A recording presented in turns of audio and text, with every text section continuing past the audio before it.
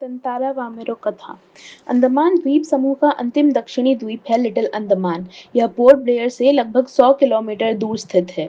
इसके बाद निकोबार द्वीप समूह की श्रृंखला आरंभ होती है, जो निकोबारी जनजाति की आदिम संस्कृति के केंद्र हैं। निकोबार निकोबार द्वीप समूह का पहला प्रमुख द्वीप है कार निकोबार, जो लिटिल अंडमान से 96 किलोमीटर दूर है। निकोबारियों का विश्वास है कि प्राचीन काल में ये दोनों द्वीप एक ही थे। इनके विभक्त होने की एक लोक कथा है जो आज भी दोहराई जाती है। सदियों पूर्व जब लिटिल अंडमान और कार निकोबार आपस में जुड़े हुए थे, तब वहां एक सुंदर सा गांव था। पास में एक सुंदर और शक्तिशाली युवक रहा करता था। उसका नाम था तंतारा। निकोबारी उसे बेहद प्रेम करते थे। तंतारा एक नेक और मददगार व्यक्ति था, सदैव दूसरों की सहायता के लिए तत्पर रहता।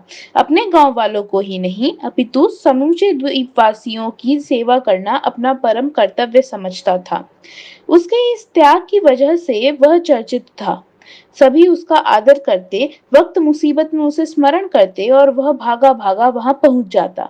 दूसरे गांव में भी पर्व त्योहारों के समय उसे विशेष रूप से आमंत्रित किया जाता। उसका व्यक्तित्व तो आकर्षक था ही, साथ ही आत्मीय स्वभाव की वजह से लोग उसके करीब रहना चाहते। पारंपरिक पोशाक के साथ वह अपनी कमर में सदैव एक लकड़ी की तलवार बांधे रहता। लोगों का मत था, बावजूद लकड़ी की होने पर उस तलवार में अद्भुत दैवीय शक्ति थी। तंतारा अपनी तलवार को कभी अलग न होने देता, उसका दूसरों के सामने उपयोग भी न करता, किंतु उसके चर्चित साहसिक कारनामों के कारण लोग बाग तलवार में अद्भुत शक्ति का होना मानते थे। तंतारा की तलवार एक विलक्षण रहस्य थी। एक शाम तंतारा दिन भर के अथक परिश्रम के बाद समुद्र किनारे टहलने निकल पड़ा। सूरज समुद्र से लगे क्षितिज तले डूबने को था। समुद्र से ठंडी बयारें आ रही थीं। पक्षियों की सायकालीन चहचहाहटें शनैः शनैः क्षीण होने को थीं। उसका मन शांत था। विचार मग्न तंतारा समुद्री बालू पर बैठकर सूरज की अंतिम रंग बिरंगी किरणों को समुद्र पर निहारने लगा। तभी कहीं पास से उसे मधुर गीत गूंजता सुनाई दिया। गीत मानो बहता हुआ उसकी तरफ आ रहा हो, बीच बीच में लहरों का संगीत सुनाई देता। गायन इतना प्रभावी था कि वह अपनी सुध बुध खोने लगा। लहरों के एक प्रबल वेग ने उसकी तंद्रा भंग की। चैतन्य होते ही वह उधर बढ़ने को विवश हो उठा जिधर से अब भी गीत के स्वर बह रहे थे।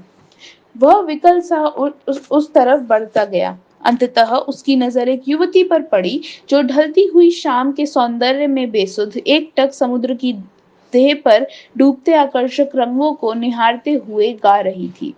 यह एक श्रृंगार गीत था। उसे ज्ञात ही न हो सका कि कोई अजनबी युवक उसे निशब्द ताके जा रहा है। एकाएक एक ऊंची लहर उठी और उसे भिगो गई। वह हड़बड़ाहट में गाना भूल गई। इसके पहले कि वह सामान्य हो पाती, उसने अपने कानों में गूंजती गंभीर आकर्षक आवाज सुनी। तुमने एकाएक इतना मधुर गाना अधूरा क्यों छोड़ दिया? तंतारा ने विनम्रता पूर्वक कहा। अपने सामने एक सुंदर युवक को देखकर वह विस्मित हुई। उसके भीतर किसी कोमल भावना का संचार हुआ, किंतु अपने मन को संयत कर उसने बेरुखी के साथ जवाब दिया। पहले बताओ, तुम कौन हो? इस तरह मुझे घूरने का और इस असंगत प्रश्न का कारण? अपने गांव के अलावा किसी और गांव के युवक के प्रश्नों का उत्तर देने को मैं बाध्य नहीं, यह तुम भी जानते हो। तंतारा मानो सुध-बुध खोए हुए था। जवाब देने के स्थान पर उसने पुनः अपना प्रश्न दोहराया। तुमने गाना क्यों रोक दिया? गाओ, गीत पूरा करो। सचमुच तुमने बहुत सुरीला कंठ पाया है। यह तो मेरे प्रश्न का उत्तर न हुआ, युवती ने कहा। सच बताओ, तुम कौन हो? लपाती गांव में तुम्हें कभी नहीं देखा। तंतारा मानो सम्मोहित था। उसके कानों में युवती की आवाज ठीक से पहुंच ना सकी। उसने पुनः विनय की। तुमने गाना क्यों रोक दिया? गाओ ना। युवती झुंझला उठी। वह कुछ और सोचने लगी। अंततः उसने निश्चय पूर्वक एक बार पुनः लगभग विरोध करते हुए कड़े स्वर में कहा, ढीठता की हद है। मैं जब से पूछ रही हूँ और तुम बस एक ही राग अलाप रहे हो। गीत गाओ, आखिर क्यों? क्या तुम्हें गांव का नियम नहीं मालूम? इतना बोलकर वह जाने के लिए तेजी से मुड़ी। तंतारा को मानो कुछ होश आया, उसे अपनी गलती का एहसास हुआ। वह उसके सामने रास्ता रोककर मानो गिड़गिड़ाने लगा। मुझे माफ कर दो। जीवन में पहली बार मैं इस तरह विचलित हुआ हूँ। तुम्हें देखकर मेरी चेतना लुप्त हो गई थी। मैं तुम्हारा रास्ता छोड़ दूंगा, बस अपना नाम बता दो। तंतारा ने विवशता में आग्रह किया। उसकी आंखें युवती के चेहरे पर केंद्रित थी। उसके चेहरे पर सच्ची विनय थी। वामीरो। एक रस घोलती आवाज उसके कानों में पहुंची। वामीरो। वाह, कितना सुंदर नाम है। कल भी आओगी ना यहाँ? तंतारा ने याचना भरे स्वर में कहा। नहीं, शायद कभी नहीं। वामीरो ने अन्य मनस्कता पूर्वक कहा और झटके से लपाती की तरफ बेसुध सी दौड़ पड़ी। पीछे तंतारा के वाक्य गूंज रहे थे। वामीरो, मेरा नाम तंतारा है। कल मैं इसी चट्टान पर प्रतीक्षा करूंगा, तुम्हारी बाट जोहूंगा। जरूर आना। वामीरो रुकी नहीं, भागती ही गई। तंतारा उसे जाते हुए निहारते रहा।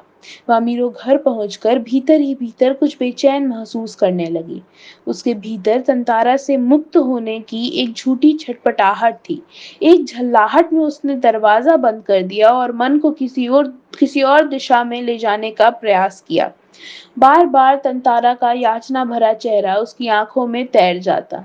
उसने तंतारा के बारे में कई कहानियां सुन रखी थी। उनकी कल्पना में वह एक अद्भुत साहसी युवक था। किंतु वही तंतारा उसके सम्मुख एक अलग रूप में आया। सुंदर, बलिष्ठ, किंतु बेहद शांत, सभ्य और भोला। उसका व्यक्तित्व कदाचित वैसा ही था जैसा वह अपने जीवन साथी के बारे में सोचती रही थी। किंतु एक दूसरे गांव के युवक के साथ यह संबंध परंपरा के विरुद्ध था। अतएव उसने उसे भी भूल जाना ही श्रेयस्कर समझा। किंतु यह असंभव जान पड़ा। तंतारा बार बार उसकी आंखों के सामने था, निर्निमेष याचक की तरह प्रतीक्षा में डूबा हुआ। किसी तरह रात बीती, दोनों के हृदय व्यथित थे। किसी तरह आचरित एक ठंडा और उबाऊ दिन गुजरने लगा। शाम की प्रतीक्षा थी। तंतारा के लिए मानो पूरे जीवन की अकेली प्रतीक्षा थी। उसके गंभीर और शांत जीवन में ऐसा पहली बार हुआ था। वह अचंभित था, साथ ही साथ रोमांचित भी। दिन ढलने के काफी पहले वह लपाती की उस समुद्री चट्टान पर पहुंच गया। वामीरो की प्रतीक्षा में एक एक पल पहाड़ की तरह भारी था। उसके भीतर एक आशंका भी दौड़ रही थी। अगर वामीरो न आई तो? वह कुछ निर्णय नहीं कर पा रहा था, सिर्फ प्रतीक्षारत था। बस आस की एक किरण थी जो समुद्र की देह पर डूबती किरणों की तरह कभी भी डूब सकती थी। वह बार बार लपाती के रास्ते पर नजरें दौड़ाता। सहसा नारियल के झुरमुटों में से एक आकृति कुछ साफ हुई। कुछ और। उसकी खुशी का ठिकाना न रहा। सचमुच वह वामीरो थी। लगा जैसे वह घबराहट में थी। वह अपने को छुपाते हुए बढ़ रही थी। बीच बीच में इधर उधर दृष्टि दौड़ाना न भूलती। फिर तेज कदमों से चलती हुई तंतारा के सामने आकर ठिठक गई। दोनों शब्दहीन थे। कुछ था जो दोनों के भीतर बह रहा था। एक टक निहारते हुए वे जानने कब तक खड़े रहे। सूरज समुद्र की लहरों में कहीं खो गया था। अंधेरा बढ़ रहा था। अचानक वामीरो कुछ सचेत हुई और घर की तरफ दौड़ पड़ी। तंतारा अब भी वहीं खड़ा था, निश्चल, शब्दहीन। दोनों रोज उसी जगह पहुंचते और मूर्तिवत एक दूसरे को निर्निमेष ताकते रहते। बस भीतर समर्पण था जो अनवरत गहरा रहा था। लपाती के कुछ युवकों ने इस मूक प्रेम को भांप लिया और खबर हवा की तरह बह उठी। वामीरो लपाती ग्राम की थी और तंतारा पासा का। दोनों का संबंध संभव ना था। रीति के अनुसार दोनों को एक ही गांव का होना आवश्यक था। वामीरो और तंतारा को समझाने बुझाने के कई प्रयास हुए, किंतु दोनों अडिग रहे। वे नियमतः लपाती के उसी समुद्री किनारे पर मिलते रहते। अफवाहें फैलती रहीं। कुछ समय बाद पासा गांव में पशु पर्व का आयोजन हुआ। पशु पर्व में हृष्ट पुष्ट पशुओं के प्रदर्शन के अतिरिक्त पशुओं से युवकों की शक्ति परीक्षा प्रतियोगिता भी होती है। वर्ष में एक बार सभी गांव के लोग हिस्सा लेते हैं। बाद में नृत्य, संगीत और भोजन का भी आयोजन होता है। शाम से सभी लोग पासा में एकत्रित होने लगे। धीरे धीरे विभिन्न कार्यक्रम शुरू हुए। तंतारा का मन इन कार्यक्रमों में तनिक न था। उसकी व्याकुल आंखें वामीरों को ढूंढने में व्यस्त थीं। नारियल के झुंड के एक पेड़ के पीछे से उसे जैसे कोई झांकता दिखा। उसने थोड़ा और करीब जाकर पहचानने की चेष्टा की। वह वामीरो थी जो भयवश सामने आने में झिझक रही थी। उसकी आंखें तरल थीं, होठ कांप रहे थे। तंतारा को देखते ही वह फूटकर रोने लगी। तंतारा विह्वल हुआ। उससे कुछ बोलते ही नहीं बन रहा था। रोने की आवाज लगातार ऊंची होती जा रही थी। तंतारा किम कर्तव्य विमूढ़ था। वामीरो के रुदन स्वरों को सुनकर उसकी माँ वहां पहुंची और दोनों को देखकर आग बबूला हो उठी। सारे गांव वालों की उपस्थिति में यह दृश्य उसे अपमानजनक लगा। इस बीच गांव के कुछ लोग भी वहां पहुंच गए। वामीरो की मां क्रोध में उफन उठी। उसने तंतारा को तरह तरह से अपमानित किया। गांव के लोग भी तंतारा के विरोध में आवाज उठाने लगे। यह तंतारा के लिए असहनीय था। वामीरो अब भी रोए जा रही थी। तंतारा भी गुस्से से भर उठा।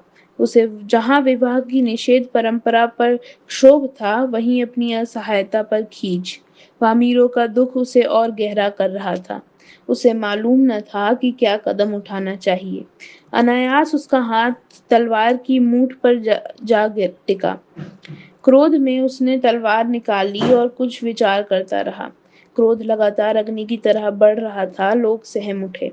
एक सन्नाटा सा खिंच गया। जब कोई राह न सूझी तो क्रोध का शमन करने के लिए उसमें शक्ति भर उसे धरती में घोंप दिया और ताकत से उसे खींचने लगा। वह पसीने से नहा उठा। सब घबराए हुए थे। वह तलवार को अपनी तरफ खींचते खींचते दूर तक पहुंच गया। वह हाँफ रहा था। अचानक जहां तक लकीर खींच गई थी, वहां तक एक दरार होने लगी, मानो धरती दो टुकड़ों में बंटने लगी हो। एक गड़गड़ाहट सी गूंजने लगी और लकीर की सीध में धरती फटती ही जा रही थी। द्वीप के अंतिम सिरे तक तंतारा धरती को मानो क्रोध में काटता जा रहा था। सभी भयाकुल हो उठे। लोगों ने ऐसे दृश्य की कल्पना न की थी। वे सिहर उठे। उधर वामीरो फटती हुई धरती के किनारे चीखती हुई दौड़ रही थी। तंतारा, तंतारा, तंतारा! उसकी करुण चीख मानो गड़गड़ाहट में डूब गई। तंतारा दुर्भाग्यवश दूसरी तरफ था। द्वीप के अंतिम सिरे तक धरती को चाकता वह जैसे ही अंतिम छोर पर पहुंचा, द्वीप दो टुकड़ों में विभक्त हो चुका था। एक तरफ तंतारा था, दूसरी तरफ वामीरो। तंतारा को जैसे ही होश आया, उसने देखा कि उसके तरफ का द्वीप समुद्र में धंसने लगा है। वह छटपटाने लगा। उसने छलांग लगाकर दूसरा सिरा थामना चाहा, किंतु पकड़ ढीली पड़ गई। वह नीचे की तरफ फिसलने लगा। वह लगातार समुद्र की सतह की तरफ फिसल रहा था। उसके मुंह से सिर्फ एक ही चीख उभर कर डूब रही थी, वामीरो। उधर वामीरो भी तंतारा पुकार रही थी। तंतारा लहूलुहान हो चुका था। वह अचेत होने लगा और कुछ देर बाद उसे कोई होश न रहा। वह कटे हुए द्वीप के अंतिम भूखंड पर पड़ा हुआ था, जो कि दूसरे हिस्से से संयोगवश जुड़ा था। बहता हुआ तंतारा कहाँ पहुंचा, बाद में उसका क्या हुआ, कोई नहीं जानता। इधर वामीरो पागल हो उठी। वह हर समय तंतारा को खोजती हुई उसी जगह पहुंचती और घंटों बैठी रहती। उसने खाना पीना छोड़ दिया। परिवार से वह एक तरह विलग हो गई। लोगों ने उसे ढूंढने की बहुत कोशिश की, किंतु कोई सुराग न मिल सका। आज न तंतारा है न वामिरो, किंतु उनकी यह प्रेम कथा घर घर में सुनाई जाती है। निकोबारियों का मत है कि तंतारा की तलवार से कार निकोबार के जो दो टुकड़े हुए, उसमें दूसरा लिटिल अंडमान है, जो कार निकोबार से आज 96 किलोमीटर दूर स्थित है। निकोबारी इस घटना के बाद दूसरे गांवों में आपसी वैवाहिक संबंध करने लगे। तंतारा वामिरो की त्यागमयी मृत्यु शायद इसी सुखद परिवर्तन के लिए थी।